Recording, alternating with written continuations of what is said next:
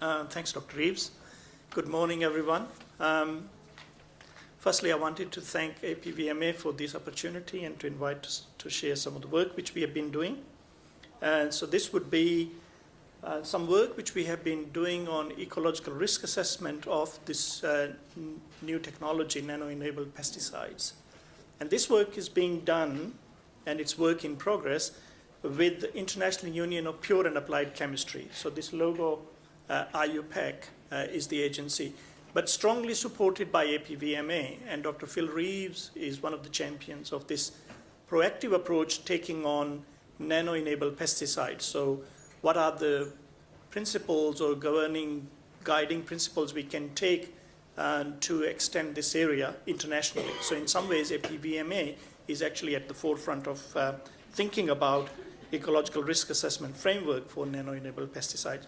So this work is being done with international colleagues, and as I go through it, I'll share with you how that work is coming together.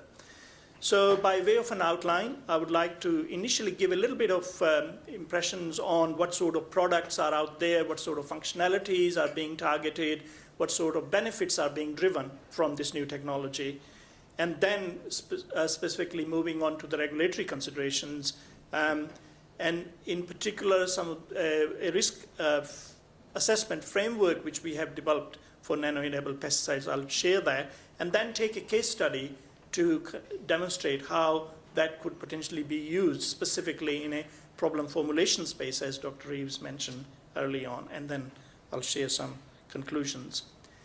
So nanotechnology is becoming every day increasingly part of our daily lives. Lots of products are coming, and this is something which I've taken in 2014 data, but there could be a lot more products out there. So essentially they're in various steps of our daily activities, we have nano products.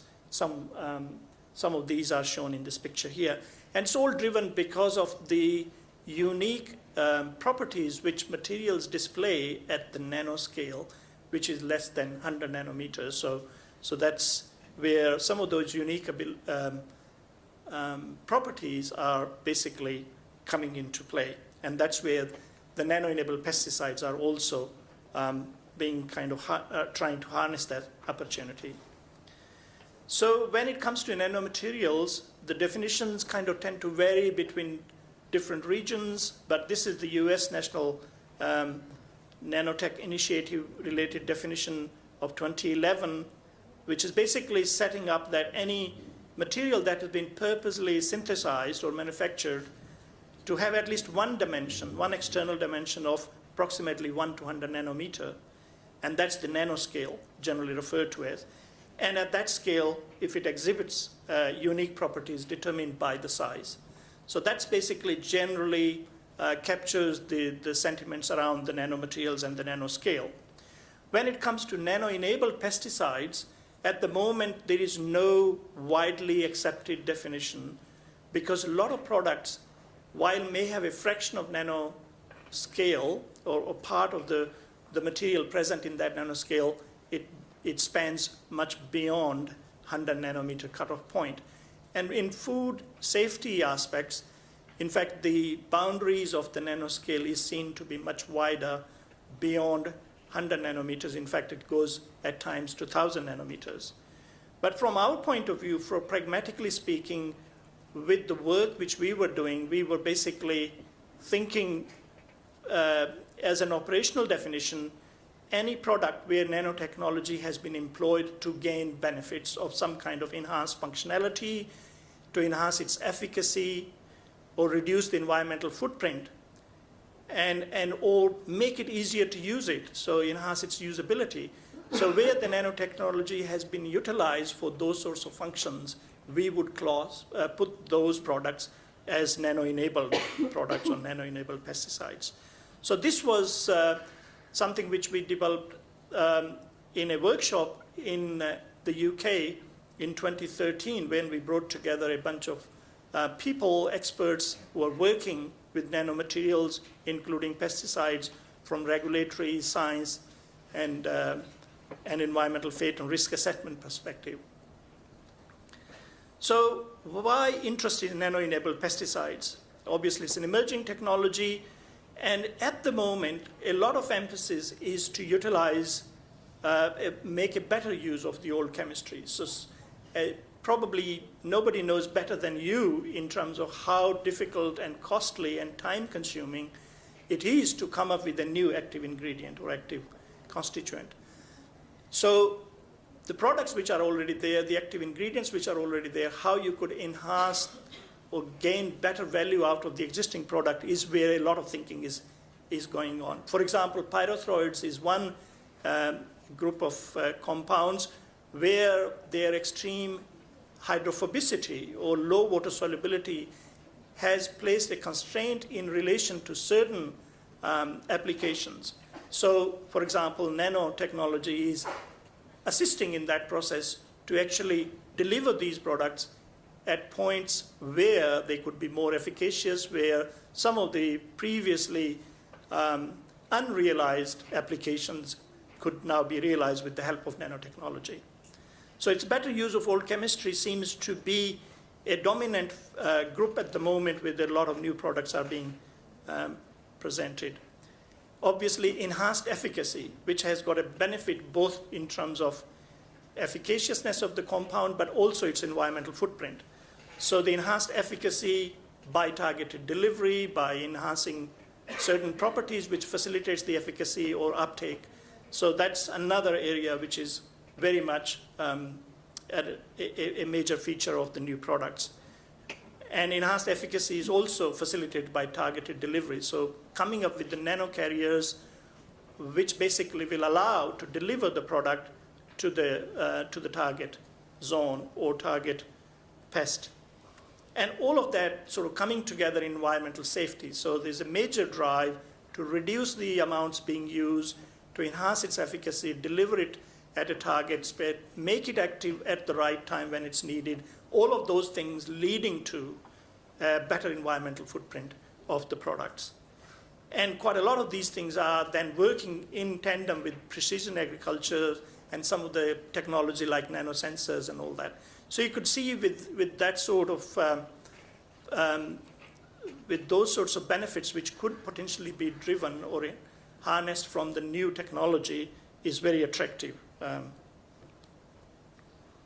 Some example applications, there are products being proposed where the nano-encapsulation is facilitating a greater systematicity. In other words, it's taken up in the organism or it's taken up into the plant and facilitate its efficacy. Polymeric nanoparticles to control the release of the active ingredients. So slow release for the compounds where otherwise they are very mobile, so that control release has got that environmental benefit as well.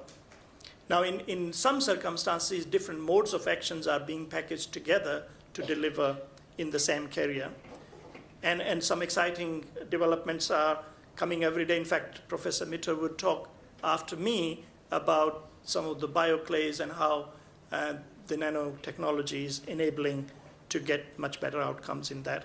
In fact, only after putting this presentation together, I read an article where a plant virus, tobacco mosaic virus, is being used as a nanocarrier to deliver nematicide to a certain depth where it could be much more efficacious. So every day there are some new and exciting developments are happening in this space.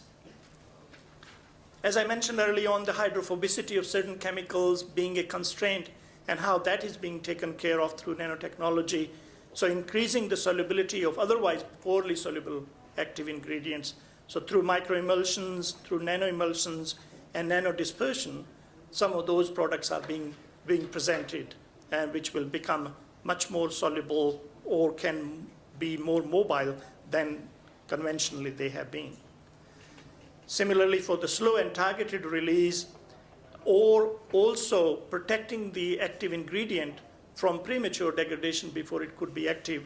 So there are various combinations where either active ingredient is protected or sometimes the catalysts are being used to facilitate its breakdown. So depending on the active ingredient, depending on the molecule in question, the technology is being kind of designed appropriately. So in a slow release and targeted release space, there are both soft metrics of the nanoparticles or hard metrics. When it comes to soft metrics, we are talking about polymer-based or solid lipid particles, nanoparticles, as the carriers. On the other hand, with the hard metrics, you have things like porous hollow silica as a carrier of some of the active ingredients, or the layer double hydroxides or bioclays in that micron range. So some of these active ingredients, some of these nanocarriers are facilitating the functionality which we are after. Now, obviously, all of these raises then questions with respect to regulatory space, and this is a slide with Dr. Phil Reeves nicely captures the two elements of both human health and ecological health perspective. So obviously you have issues when it comes to environment. Say, for example, the considerations for exposure, fate and transport, and effects of these particles. So this is in some ways just as we have a conventional framework, and similarly from human health point of view, the characterization of hazard, toxicokinetics, dynamics, situation, and pathways of exposure, and leading to this assessment of whether the risk is acceptable or not. When it comes to nano-enabled pesticides, some of the additional considerations come into play because of the uniqueness of these materials and the properties they display or the behavior they have in the environment. This is a complex diagram which we put together some time ago, trying to elucidate different processes which come into play. But I would just point out a couple of major points in there. And one of the major things, as Dr. Reeves said in his presentation, these nanomaterials, they have a tendency to aggregate. So the aggregation behavior of these tiny particles when they are presented in an application setup, that determines how they would likely to behave in the environment. So that becomes a very important criteria to place these products either in a conventional form or in a conventional box or in a completely new behavior. So if they aggregate and if there is a high solubility, then they could possibly be more like a non-nano risk. But if they are responding to aggregations and behavior which is determined by both the particles' properties, because they have a natural tendency to clump together, but also the environment in which they are placed, for example, dissolved organic carbon and other things, which stabilizes. So there is what we call homo aggregation and hetero aggregation. So two different types of colloids coming together and impacting on the aggregation, or the same type of nanoparticles facilitating the aggregation. So these lead to very different sorts of interactions in the environmental compartments, whether we are talking about water, terrestrial, aquatic, or sediments or soil. The interactions are very different to conventional molecules. When it comes to effects box, obviously then these nanoparticles, which are designed to deliver a particular active constituent better into the organism. So if it's facilitating biouptake, then the consideration for bioavailability and alteration of that response of organisms or uptake by the organism from the non-target organism's perspective need to come into play as well. So there are a number of additional considerations and comes into play when you are assessing the risk of nano-enabled pesticides. So as I mentioned, the IOPAPVMA and APVMA sponsored project, which we started in 2013, the idea was to develop a set of guiding principles to facilitate a harmonized approach for the ecological risk assessment of pesticides. So here we brought together a number of people from different groups like regulatory space, from the characterization, Dr. Jim Branville here, from risk assessment, Paul Vandenbrink, Dr. Melanie Carr from Vienna, who is one of the champions in environmental fate side of things, people who are in the modeling space, people who are in assessing the effects and characterization of these materials.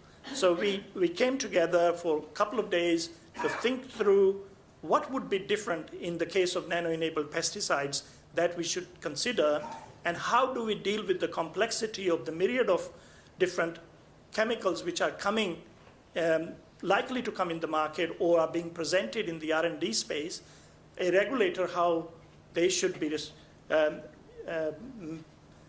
dealing with this group of new products. And we thought of two criteria which basically becomes important in that decision making. One of the criteria is the actual formulation and durability of the formulation. What we mean by durability of the formulation, that the nano-active ingredient complex, so there is a carrier and there is an active ingredient, how those active constituents are likely to be released out of that nano-active ingredient complex becomes an important factor to determine the durability. Some of the products are by design such that in a short period of time, after sort of at the time of application, that they release the active constituents fairly rapidly. So you basically have the actual constituent association with the complex is short-lived. On the other hand, it could be by design such that it needs to stay together for long enough period to actually deliver the efficacy which we are looking for. So the durability becomes an important criteria. And similarly, when it's presented, say, for example, in soil or in an application system, then the persistence of those active ingredients as well as the nanomaterial, which is the nanocarrier in this case, how would they persist? So the combination of those two factors then determine how we should be viewing the potential risk associated with those nano-enabled pesticides. So theoretically, we could consider a nano-enabled pesticide which is formulated in a nanocarrier, and active ingredient is part of that. Depending on how rapid or slow its release is going to be, you could potentially be dealing with a situation where if it's rapid release, then your active ingredient is quickly coming out of that carrier, and essentially you're dealing with a conventional situation. So it's not sufficiently different when it comes to the real environment. In the case where the release is slow enough for it to take its time, then you have the presence of basically all three elements. So you have some which is still in the carrier, some active ingredient is still in the carrier. You have the free molecule or free active ingredient, and you also have the exhausted nanocarrier. So you could basically have all three constituents there. Or you could have a situation where the release is so slow from practical purposes that it's actually the dissociation is not happening between the active constituent from the carrier. So you could, at a given time, may need to be dealing with the three elements of it. The nano-active ingredient complex itself, which is intact, the active ingredient which have come out of the complex, and the nanocarrier itself. So the risk considerations of all three components need to come through. And so utilizing those two principles of durability of the formulation and persistence of those elements in the environment, we decided to come up with this framework, which is firstly looking at the durability.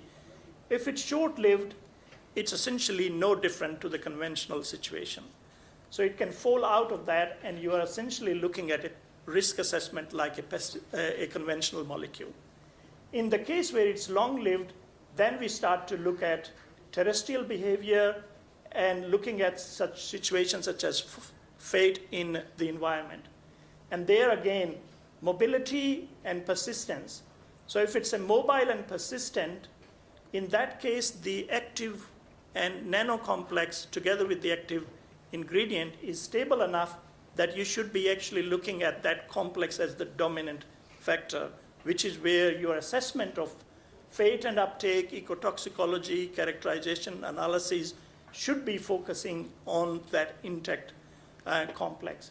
On the other hand, when it's immobile and not very persistent, you are essentially again dealing in that system with the active constituent only. So it's the middle section where it's moderately mobile, moderately persistent, then you basically need to have an examination of all three elements: the active ingredient, the nanoactive intact complex, and the free nanocarrier, which comes into play. And that's where it's a most complex situation. So it becomes very important to establish what would be the durability of the formulation and the behavior of these elements to decide in which form or in which way you should treat the new compounds. So this was published in 2014 as guiding principles regulatory evaluation of environmental risk, and a whole bunch of people from international space who contributed to that work. Now, Dr. Reeves also mentioned that one of the fundamental questions in the risk assessment framework is the problem formulation. In other words, early enough, when a product is being presented to the regulator, this question has to be asked in terms of forming. The problem formulation means asking those questions which are most relevant to that product. And this is something which we thought we should extend that framework with a specific case study. So in more recent time, we have basically looking at that aspect. So problem formulations means looking at a case study, case-by-case approach, and then asking the questions which are most relevant, keeping in mind the functionality which is being delivered by this new product. Then last year in April, we had a follow-up workshop of majority of the same people, but then some additional people. How do we extend this framework, which we originally developed based on the durability and persistence criteria, and then look at some specific case studies. And that, in turn, will facilitate development of what sort of tests and other requirements in terms of fate and effects, which we would need to have for the ecological risk assessment. So we considered three potential cases which we could look into. One, for example, could be short durability, where a certain technology or nanocarrier by design short-lived, and therefore it would be more like a conventional case, but we thought that is not really the interesting part from our point of view, because we need it to be something which will be more amenable to the framework which we are looking for, which is the nano-enabled pesticide. So the moderate durability is for a product, in this case a herbicide, which is pendimethalin, which is generally very hydrophobic, doesn't move very much. To facilitate its penetration in soil, you need a carrier which is mobile to deliver it deeper in the soil profile, deep enough that it is efficacious and not so deep that it becomes a problem from environmental perspective. So that was a moderate durability, because it needs to be stable enough for it to move deeper in the profile. And then the long durability, which is, the long durability where potentially, for example, a relatively immobile carrier is used to slow release a mobile active ingredient. So out of these, we've chosen the nano-enabled pendimethalin case, which is a pre-emergent herbicide, and that's presented in the nano-encapsulated form using a hydrogel nanocarrier. So that hydrogel is determined, the properties of hydrogel is determined in such a way that it's actually going to deliver the pendimethalin to a depth of something like 2.5 to 10 centimeter depth. And this is some work which was done by Wild Crop Protection in Canada, and it's a realistic case using the hydrogel as a nanocarrier. So we thought that would be the best example for us to look into. So then the question came that if you look at that product specifically in mind, which is designed to move deeper in the profile with the help of hydrogel, what sort of additional considerations we should come in? So from environmental fate perspective, we came up with a framework which will take into consideration what sort of nanocarrier are you taking. So in this case, we are taking a mobile nanocarrier because hydrogel is designed to move deeper in the soil profile. And here on this, it's a complex diagram, but there are three elements. This is the mobility axis, where it's a low mobility, high mobility, and persistence, low persistence, and persistence increasing in this direction. And this is the durability of the formulation. So for example, in this case, pendimethalin with hydrogel to enhance its mobility is going to increase the mobility of the product and also enhances persistence because it's going to put deeper in the soil profile where there is a less biological activity. So we use this framework to demonstrate. So this example or this model can be used for any of the product which will basically be based on the mobile or immobile nanocarrier. So with problem formulation of this product, we knew that it's a relatively immobile active ingredient to start with, and it's highly toxic and bioaccumulative, so the adverse impact on the environment is a key criteria. But in this hydrogel, there was no solvent being used, and we assumed that it would be delivered with the modern technology. So volatilization risk, we thought it would be a reduced volatilization loss. However, the deeper penetration in the soil profile, which could potentially reduce its degradation in the subsoil, but also might decrease its runoff potential because it's sort of put deeper in the soil profile. So those things came into play. But the half-life of pendimethalin is already 3 to 4 months. So the increase in degradation, we thought, or increase in persistence is not such a major factor, which it otherwise would be for a short-lived chemical. But for all purposes, it became, for this particular formulation, increased leaching, and whether that would have a potential impact on the groundwater or leaching through the soil profile becomes a major criteria. So the two things which came out of this one was that, one, we need to have a proper assessment of the depth of penetration of this complex in soil, and so the fate studies need to be targeted towards that. And two, that the rate of release of the active ingredient from that complex is absolutely critical, as I mentioned before. So those two things came into play, or came into the forefront. And in terms of durability, as I mentioned before, we realized that currently there are not very good methods to characterize the release behavior. There are some indirect methods and modeling are being used, but they are not very not the best at the moment, so that's where some effort needs to go in.